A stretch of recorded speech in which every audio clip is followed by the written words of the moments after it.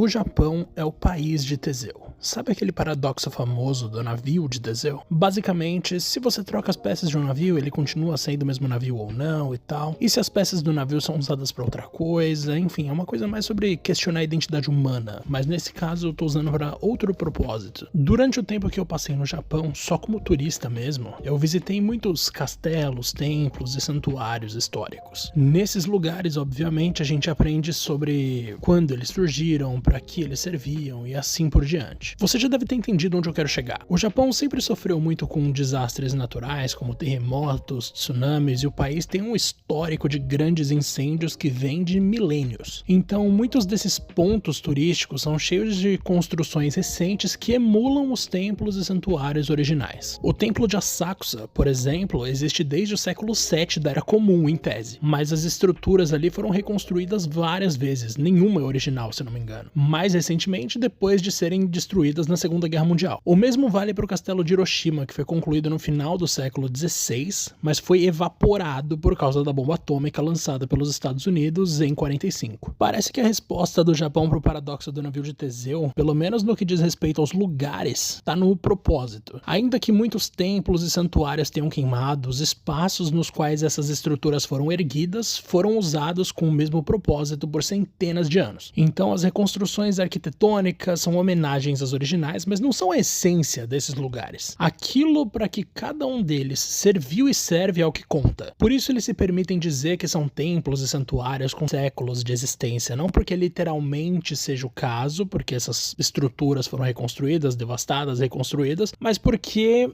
elas existem para um propósito, aquele espaço existe para um propósito há muito tempo. Visitar o Japão foi uma aula de preservação da identidade nacional sem que o contemporâneo seja abandonado. A economia do país estagnou nos anos 90, o Japão deixou de ser aquele polo de inovação que ele era lá no século XX, mas a vida aqui ainda parece muito mais confortável e segura do que em praticamente todos os outros países do mundo inteiro. E é bizarro como você vai e volta no tempo andando nas ruas daqui. Dá um toque se você quiser ver outro vídeo como esse.